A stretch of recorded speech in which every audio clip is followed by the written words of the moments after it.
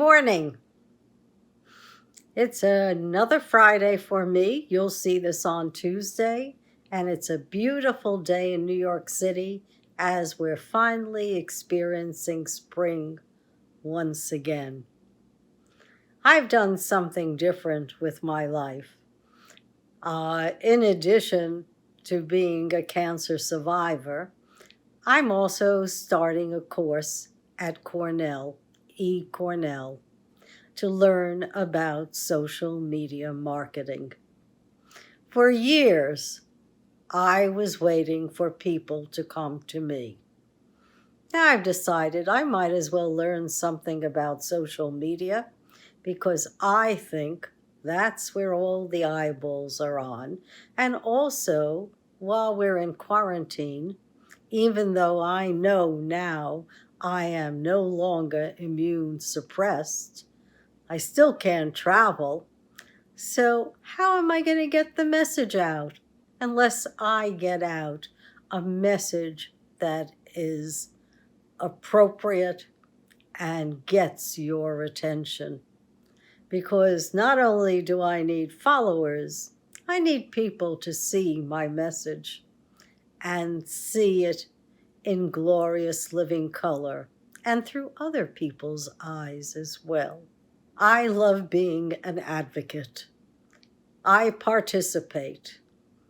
In fact, in the last 3 years, I've participated in getting bills signed into law. And before the pandemic, I worked for Beto O'Rourke and went to Houston, Texas, and campaigned for him. And I gave money in Atlanta to the 2 guys who are running and the Hispanic caucus because I felt they were in need and we were in need of a win. No more Donald Trump. To me, there was nothing worse than the Donald Trump presidency. Nothing worse for we the people. Probably more COVID deaths were associated with him because he was low-key and also had a lot of anti-vaxxers speaking for him and promoting remedies that really don't work. When you read my news feed, you only get clinical information from the best sources. The virology station at Columbia that collaborates with scientists all over the world and with Dr. Daniel Griffin. We know the vaccines work. It doesn't eradicate the infection. It makes it so those of us who have had the 3-shot regime do not become ill and often don't have the viral load to infect anyone else either. Now, COVID vaccine is available for our kids. Please, I've heard the rhetoric. People don't want to give kids the vaccine. It's a necessity. Almost 1,000 children have died because of COVID, and many are suffering with long COVID symptoms. Give them the jab. Let them have no side effects that are permanent. Let them live a happy life, immune, or at least not becoming hospitalized from the SARS-CoV-2 virus and its variants. We did that. I would think that we'd bring our numbers way up in this country, and very few people would be winding up in the hospitals and dying like they did from the Delta variant. So, science up front and science always. That's going to be our ticket out of global warming, out of almost everything we do, whether it's lessening our reliance on drugs, and going into genetic profiling to treat all of our ailments. That's the next frontier, folks, and we can do it. In terms of global warming, we can do that too. It may be the 11th hour for all of us. But, and I say but because it's appropriate here, those fossil fuel companies know the answers. They worked on it 40, 50 years ago, before they dispersed their scientific teams and decided that they'll take their chances with fossil fuels. It's cheaper, and it was for them the best way to go. Do they and the Department of Defense know what works to get us out of our rare earth shortages and into clean energy? You bet they do. I just read, hey, why don't we recycle all our batteries and reclaim our lithium? Sounds like a good idea to me. Probably from all of the computers and everything else that we've sent over to poorer countries, those rare earths that we need to generate our computers are probably right there waiting for recycling. Time will tell, but I bet we can reclaim a lot without having to mine more. As it is, our world is in peril. We can't afford colonialism. No, sirree. We've got a globalistic outlook. Whether anyone wants to agree with that or not, we're still dependent on each other. China, Russia, all of us are interdependent. You take away one of the key pieces in the puzzle, and the house collapses. So we can't afford wars, and I'm glad that we're making a stand for democracy. That's right and appropriate. Can't let Putin just go willy-nilly into any country he wants and take it over so that he can create a Stalinist vision. The past is the past.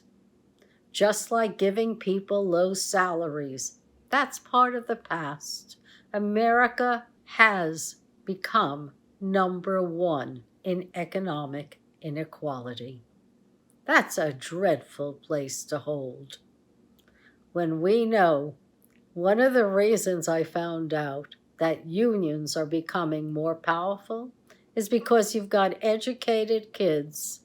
And I think kids, anyone through their 50s, and probably my age as well, they're in there in the trenches on the front lines, and they're seeing what their fellow workers are going through, and the wages that they're collecting, and the lack of benefits, and they know better. And so they're the ones that are helping to unionize Starbucks, Amazon, and other firms. And kudos, because that's becoming an advocate. That's being involved. And we don't want slavery, and slavery is continuing in America when we don't pay workers who pick our food proper wages or any wages. And landholders thought, oh, they're too scared to sue for back wages.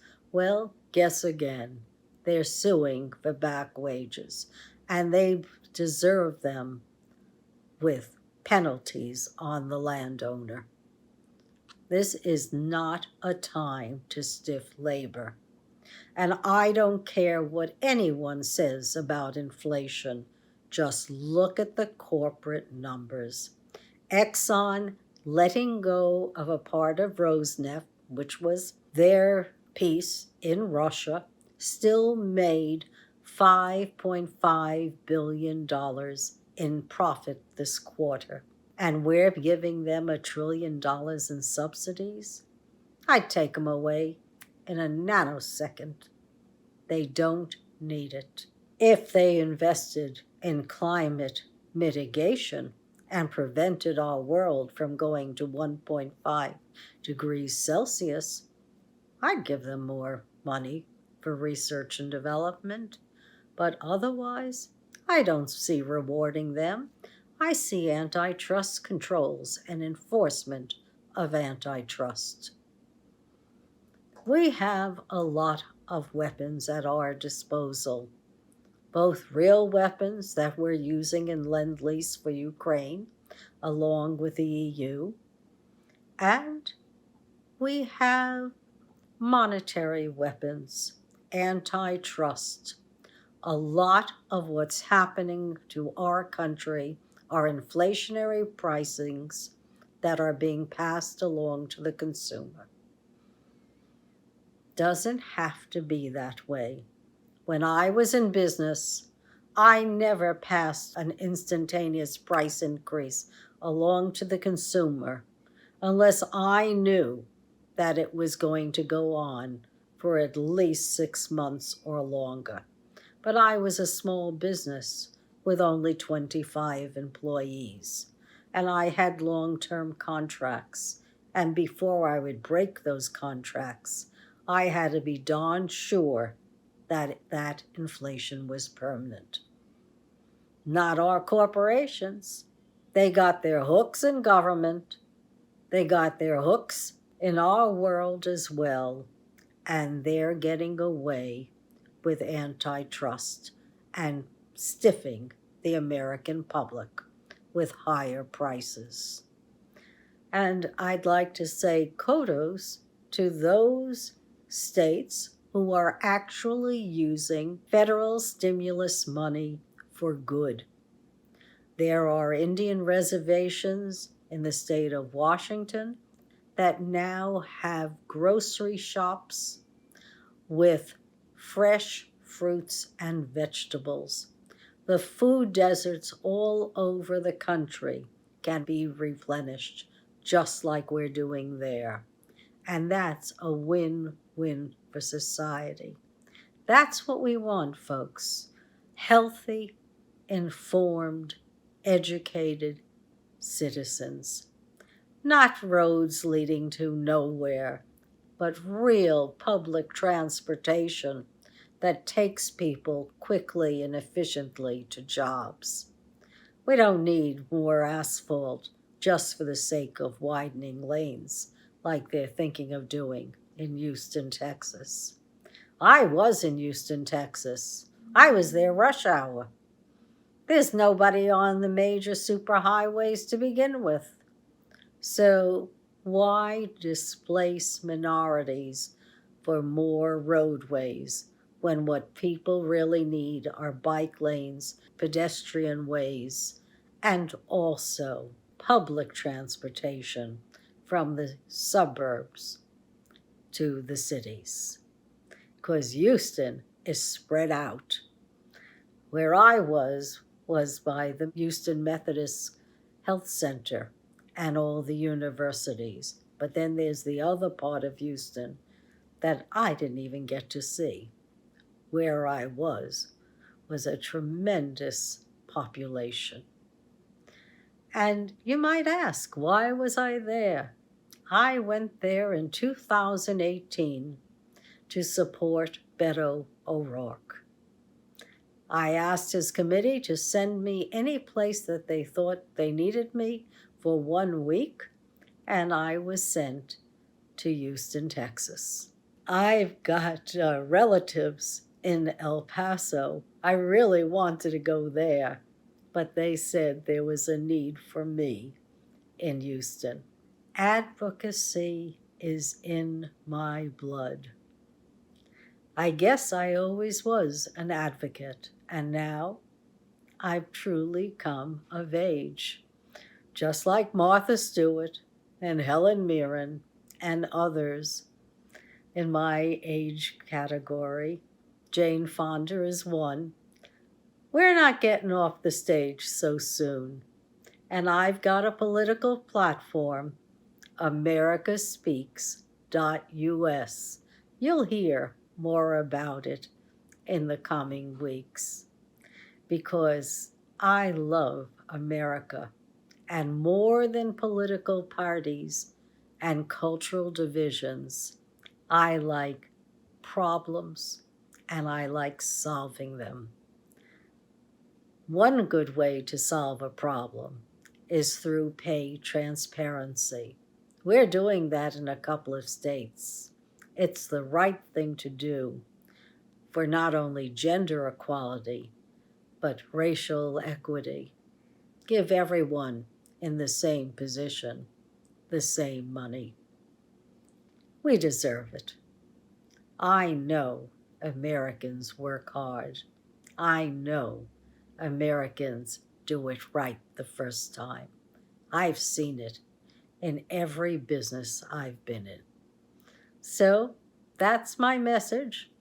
Look out for a new political party with my stamp on it, and look out for the changes that I see we, the people, are advocating for. They're coming, and the tide is changing. No more autocracies for us. Democracy is in. Thank you for listening, and have a wonderful day.